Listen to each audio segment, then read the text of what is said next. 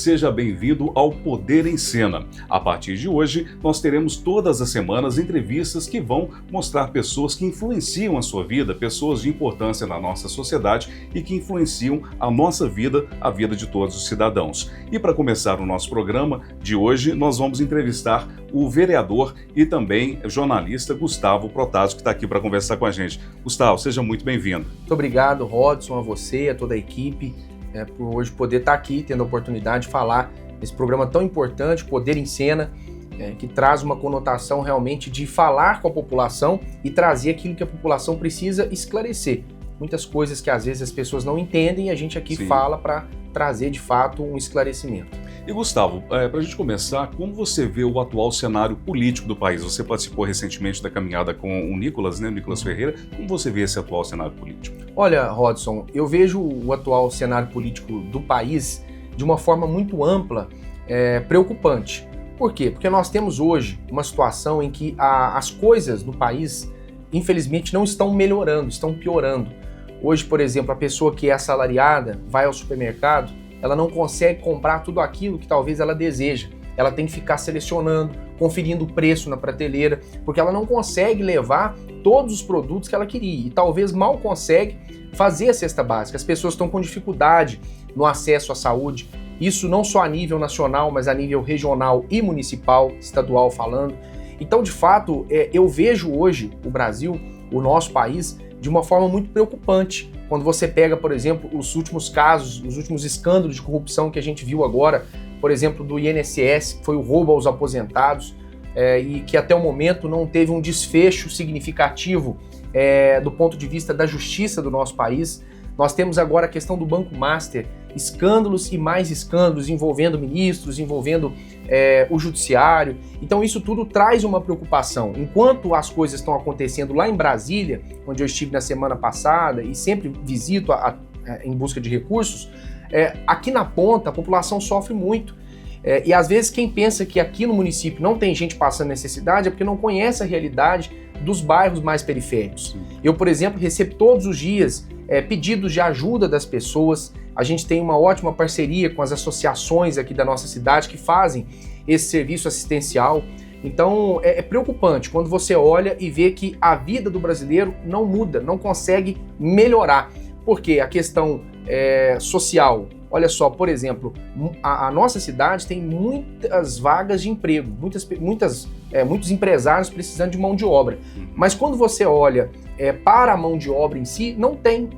Por quê? E não é que não tem, é porque as pessoas não querem trabalhar, muitas não querem. Por quê? Porque recebe um auxílio. Isso é errado? Não. Mas aonde que está o ponto aqui? Por exemplo, o governo poderia dizer, olha, quem recebe auxílio pode trabalhar e estipular um valor de renda. Não tirar o auxílio da pessoa, porque às vezes a pessoa recebe o auxílio, fica insegura da questão da instabilidade no emprego e ela prefere receber o auxílio do que ir trabalhar. E olha como que seria bom se ela pudesse receber o auxílio e trabalhar. Olha, se você ganha até um salário e meio, você ainda vai conseguir receber o auxílio, ou até 2 salários. Fazer ali uma média por família, não tirar o benefício do povo, mas também permitir, porque hoje é o seguinte, a pessoa vai trabalhar. Aí fala, olha, eu preciso assinar a sua carteira. Ah, mas se você assinar minha carteira, eu perco o benefício, então eu não quero. E aí não pode ficar com a pessoa ali, assim, e aí o que eles fazem? Acaba perdendo a mão de obra. Então nós temos hoje, do ponto de vista nacional, uma dificuldade muito grande em todos os aspectos, e isso precisa melhorar de fato. E Gustavo, você acredita que a polarização política seja mais prejudicial do que benéfica para o combate, para o debate político consciente aqui na nossa sociedade? Olha, a polarização, de fato, quando você tem um ponto de vista político e aquilo se divide, cada um pensa de uma maneira, ela sempre existiu. Eu acho que vai ser impossível não polarizar o cenário político, mesmo sem Lula e Bolsonaro. Daqui a muitos anos não vai existir mais Lula, não vai existir mais Bolsonaro. Os dois vão passar.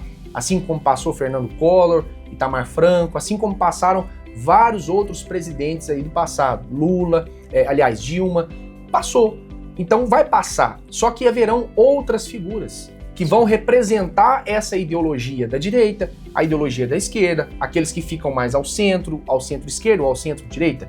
Então a polarização, do ponto de vista político, ela faz parte da democracia em si. Agora, se ela ajuda ou atrapalha, a gente tem que observar o seguinte, por exemplo, o que essa caminhada do Nicolas, por exemplo, o que era o objetivo dessa caminhada? Para quê? Sair de Paracatu, caminhando a pé 240 quilômetros até Brasília. Qual era o objetivo? Muitas pessoas achavam, vai chegar em Brasília, vai tirar o Bolsonaro da cadeia, vai soltar os presos do 8 de janeiro, o STF, o Alexandre de Moraes vai ser... Não era isso o objetivo. O objetivo era realmente acabar com aquele medo que as pessoas estavam de se manifestar. Porque a partir de um certo ponto em que o STF começou a tomar duras medidas, bloqueando perfis de redes sociais, retalhando, abrindo processos contra deputados por falas em plenário, que o deputado tem esse direito, as pessoas começaram a ficar com medo. Porque quando você vê um deputado, um vereador, sofrendo processo, sendo cassado, tendo perfil bloqueado por causa da opinião dele, um cidadão comum, quem dirá? Ele não vai querer se manifestar. Então a polarização, do ponto de vista de fazer movimentos, de expor as opiniões, fica muito dividido, mas é o posicionamento. E isso traz, principalmente a respeito dessa caminhada que você citou, uma questão que o próprio nome do movimento diz, Acorda Brasil. Por quê? As pessoas estavam adormecidas e todo mundo indignado, mas ninguém vai fazer nada. Então assim, o Bolsonaro teve praticamente 60 milhões de votos. É uma pessoa que representa metade do país. Então há ali uma ideologia assim, de direita e que as pessoas que acreditam se manifestam. Então o país hoje realmente fica muito dividido entre A e B. Então assim, de fato a polarização, quando as pessoas sabem usar da polarização para poder iniciar movimentos, pode sim ser benéfico. Mas se a polarização for utilizada para poder aprovar pautas que prejudiquem a população, aí de fato vai ser prejudicial. E como você responde às críticas de que o bolsonarismo ajuda e estimula a polarização política no país? Olha, bem na verdade, o que o bolsonarismo ele faz? O bolsonarismo ele tem as pautas dele. Por exemplo, Deus, pátria, família, liberdade, os próprios slogans usados pelo ex-presidente Bolsonaro, Brasil acima de tudo, Deus acima de todos. Eu, por exemplo, eu sou bolsonarista, eu posso me considerar um bolsonarista, mas por quê? Não pelo Bolsonaro, não pelo Jair Messias Bolsonaro, mas porque ele é a pessoa que mais se aproxima daquilo que eu acredito. Por exemplo, que é a família, que são os valores, o cristianismo, então a pauta da liberdade. Por exemplo, eu conheci o Bolsonaro quando ele estava fazendo aquele discurso, por exemplo, olha, se o pessoal falando, o que você fala da superlotação nos presídios, o presídio lotado, os presos estão sendo maltratados, ele fala assim, olha, se você não quiser ir para lá, é só você não roubar, você não matar, só você não cometer crime, você não vai para lá. Então, assim, foi quando eu conheci o Bolsonaro, falando no combate ao quê? A violência, ao crime, Então, assim, de fato, com a questão da segurança pública. Sim. Então, a sua pergunta ela é muito importante do ponto de vista que o bolsonarismo influencia nessa questão da polarização. Quem criou o próprio bolsonarismo foi o PT, foi o petismo. Tipo um antagonismo. Exatamente. Quem criou o bolsonarismo foi o próprio lulismo, que criou o Bolsonaro. Porque o Bolsonaro nasceu no impeachment da Dilma. Em 2017, 2018 foi quando o Bolsonaro começou a aparecer naquela discussão dele com a Maria do Rosário, que eles começam a bater boca ali no saguão ali do Congresso. Então, hoje, o bolsonarismo nada mais é do que algo que nasceu e criou quando tudo era mato lá atrás, na época em que a Dilma estava ali sendo impeachmentada. Então, de fato, é uma questão que a gente deve levar muito em consideração. O bolsonarismo cresceu, ou seja, por que não havia polarização? Porque era só o PT que ia pra rua, era só o PT que se manifestava, como em 2017, salvo engano, que houve também depredação da Praça dos Três Poderes, na esplanada dos ministérios, uma manifestação de esquerda. Então só o PT que fazia. Então a direita veio e fez o quê? Ocupou metade desse espaço praticamente. Aí ficou polarizado. Então essa polarização de fato não é culpa estritamente da direita, mas é culpa justamente da esquerda. Certo. E a defesa da família e dos valores conservadores é uma marca do bolsonarismo. Como se traduz nas políticas públicas concretas aqui no município? Olha, nós defendemos a família, defendemos o cristianismo. Como que a gente entende isso? Por exemplo, eu sou uma pessoa que gosta muito de ajudar as associações. E várias dessas associações, obviamente, têm ali um pano de fundo de uma igreja em si, que fazem trabalhos sociais, que ajudam. Por quê? Quando você pega, por exemplo, uma associação, você ajuda essa associação, você defende essa associação que faz esse tipo de trabalho, você está tirando pessoas da rua, você está restaurando famílias. Eu, por exemplo, sei de vários testemunhos de homens que estavam na bebida, de homens que estavam nos vícios das drogas, abandonou a esposa, os filhos, e que através desse trabalho social, que eu inclusive ajudo e acompanho de perto, essas pessoas foram restauradas. Então acho que na prática, aqui na ponta, é assim que a gente trabalha, prezando por isso. E sempre defendendo a família, por exemplo, a ideologia de gênero. Aqui recentemente teve um caso que não foi pra frente, sobre aquela questão de banheiro para todo mundo, unissex, banheiro unissex, e não funciona. Porque você já pensou, a sua filha tá lá na escola, ela vai usar o mesmo banheiro que um rapaz lá, um marmanjo lá de mais velho que ela, é tudo um risco. Então isso é o quê? Um valor da família também. Olha, eu não quero expor a minha família a esse risco. Então a gente faz o quê? Defende que haja o banheiro separado. Ah, mas isso é uma pauta muito simples, mas começa assim. A gente precisa preocupar com as coisas pequenas, porque se você não preocupa com as coisas pequenas, você também não vai preocupar com as grandes. E aquilo que é grande hoje já foi pequeno um dia. Então a gente não pode deixar que isso cresça. Mas de fato a minha preocupação não é muito focar nessa questão da ideologia de gênero, não. A minha preocupação maior hoje, eu como vereador, Gustavo falando, é com as pessoas que estão na ponta mesmo. Porque eu recebo todos os dias pessoas que estão passando necessidade mesmo, pessoas que estão na miséria, precisando de ajuda. E eu sempre falo, olha, a gente procura ajudar, encaminha para o SOS, encaminha para assistência social, mas eu acho que não é só a pessoa receber uma cesta básica, não é só a pessoa receber uma ajuda, igual muitas pessoas às vezes estão com a luz sendo cortada, com a água sendo cortada, mas não é.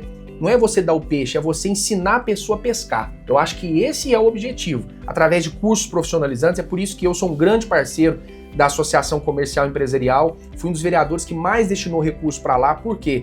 Porque eles oferecem esses cursos de capacitação. Eu acho que todo o desenvolvimento, Rodson, ele começa pela educação. Porque quando a pessoa tem conhecimento, quando a pessoa domina uma área, essa pessoa ela nunca mais vai ser dominada pela miséria, porque ela vai conseguir se desenvolver, ela vai conseguir produzir. E quem produz, eu vou dizer algo aqui assim muito desafiador, quem produz pode até passar aperto, pode até passar dificuldade, mas ela nunca vai ficar na miséria, porque ela sempre vai ter um jeito ali, um escape para resolver a situação financeira dela. E Gustavo, como você dialoga com os eleitores que não se identificam com a direita, mas os quais você representa? Olha, eu tive muitos votos, eu acredito que se não foi metade, pode ter sido um pouco menos, dos meus 790 votos, eu tive muitos votos de pessoas que se identificam com a esquerda. Olha, eu tive uma pessoa que na eleição passada votou no Lula para presidente, no Zema para governador e no Cleitinho para senador. E votou em 2 deputados de direita. Eu ainda brinquei com a pessoa e falei assim, mas você tá querendo pôr uma briga mesmo, né? Então assim, isso acontece. E eu lido com isso com muito respeito.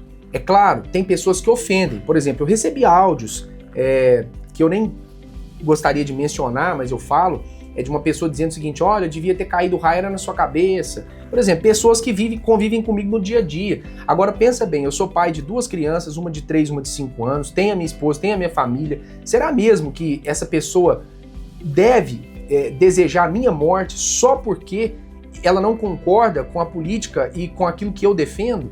Será mesmo? Então eu lido com muito respeito, com muita tranquilidade, porque eu sei que tem muita gente que não gosta, mas também tem muita gente que gosta. Então eu procuro lidar, Rodson, com muito respeito, sabe? Correspondendo.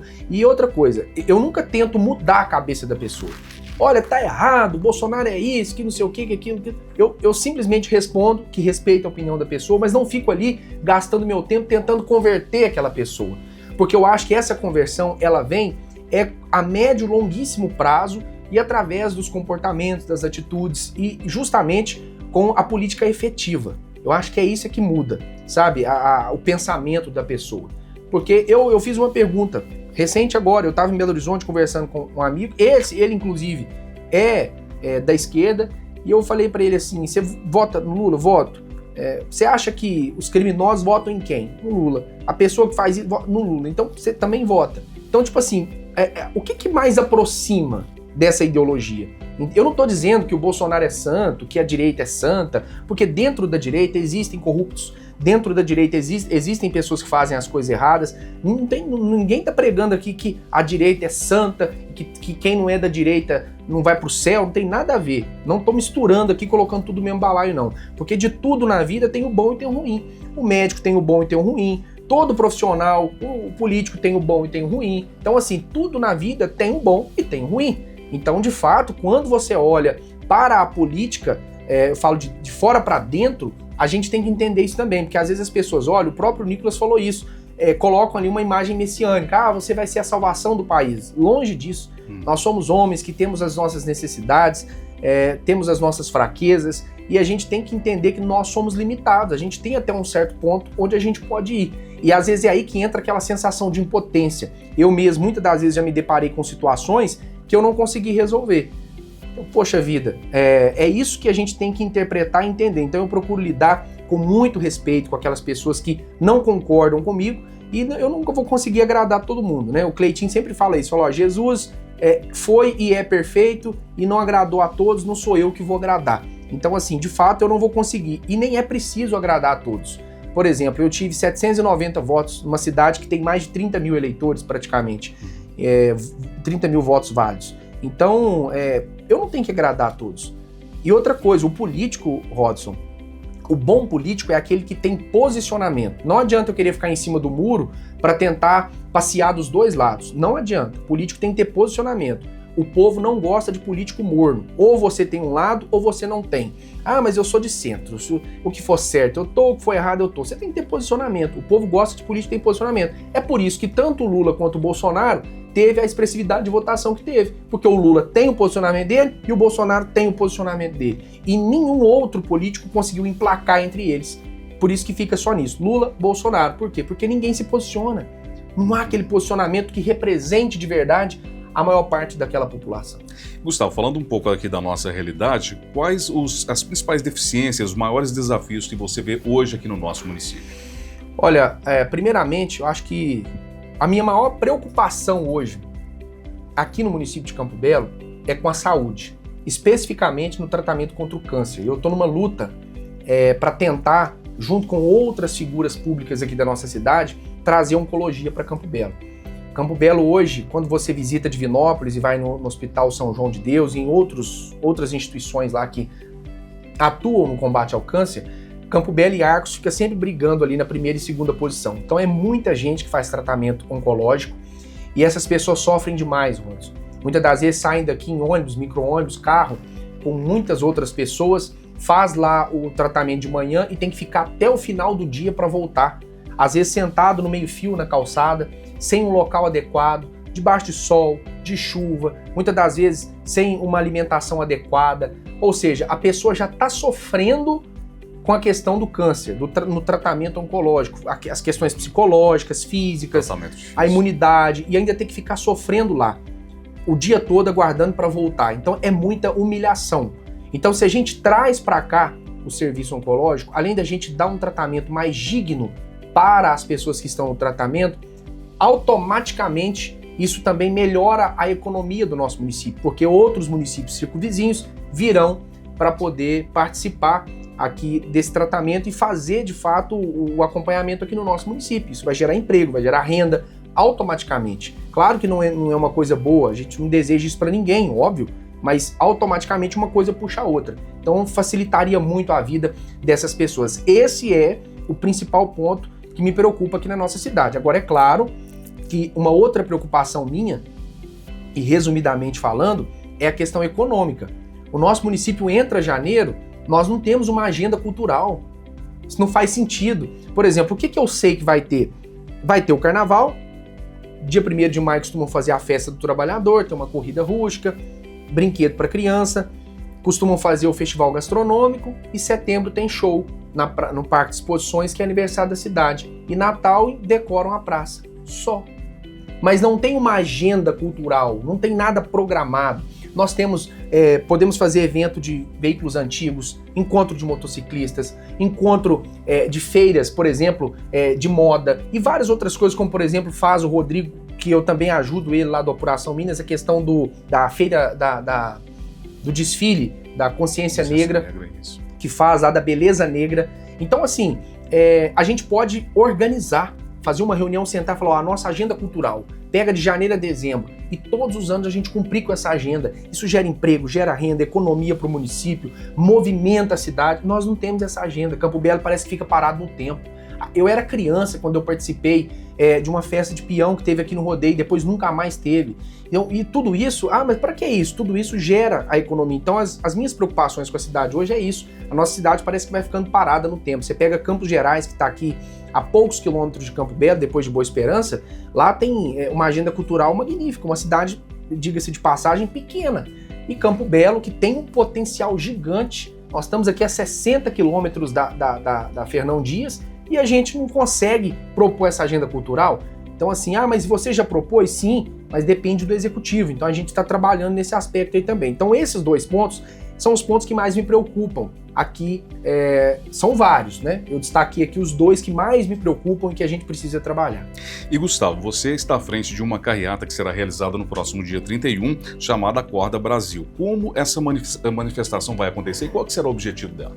Olha, essa carreata, essa manifestação, ela é a continuação da caminhada que nós fizemos de Paracatu a Brasília. Eu devo ter caminhado uns 210, 215 quilômetros, que eu cheguei, o Nicolas já tinha passado um pouquinho de Paracatu, ele estava entre Paracatu e Cristalina, no meio do caminho. Então assim, essa carreata, quando eu decidi fazer, eu entrei em contato com o Nicolas e ele autorizou que eu fizesse, porque eu quis ter o deferimento dele, né, porque o movimento foi uma ideia dele, com o objetivo, porque muitas pessoas queriam estar lá. O que eu mais recebi foi isso. Nós conseguimos vários ônibus para poder estar participando, mas muitas pessoas queriam ir e não conseguiram, por vários motivos. Então eu falei, olha, já que vocês não conseguiram e querem participar de um movimento, para reavivar, reacender essa chama, para a gente continuar militando naquilo que a gente acredita, vamos fazer uma carreata em Campo Belo. Acorda Brasil também pela liberdade, pela justiça, daquilo que a gente acredita. Então esse movimento, o pessoal acha que a gente vai fazer o movimento e o Bolsonaro vai sair da casa. Não é isso, gente. O movimento é para mobilizar a militância mesmo, para a gente continuar resistindo, continuar forte naquilo que a gente acredita. Isso é totalmente democrático. Assim como a esquerda também pode fazer. Nós acreditamos, eu acredito que um dia pode acontecer de uma pessoa de direita assumir a presidência novamente, para a gente poder colocar a nossa pauta ideológica em execução, para a gente continuar com os projetos que a gente imagina. Por exemplo, essa questão do cão-orelha que foi agredido lá. Os adolescentes não vão pagar, porque eles são menores de idade. E a própria esquerda é contra a redução da maioridade penal. Então é uma hipocrisia, tem que fazer justiça, tem que punir quem fez isso com o cachorro. Mas, gente, uma pessoa de 16 anos pode votar, pode trabalhar, pode viajar sozinho, mas não pode responder pelos crimes que comete. Em que país que nós estamos vivendo? Então quer dizer, e aí o que mais acontece hoje? Pessoas maiores pagam e influenciam menores para cometer vários crimes. Isso acontece há quanto tempo? Então nós precisamos aprovar isso, é uma pauta. E é o que a gente vai defender na carreata também. Nós vamos falar sobre isso, sobre os escândalos de corrupção. Então essa carreata é justamente para reacender, para poder movimentar mesmo a direita em Campo Belo, para que a gente continue militando, seja nas redes sociais, seja pessoalmente, seja no seu local de trabalho, porque nós somos um grupo político que defende as nossas pautas. Então não é assim, vamos fazer a carreata, terminou a carreata, abre a cadeia, Bolsonaro sai. Não é isso não vai acontecer. Não vai acontecer. Então, se acontecer, é muita coincidência.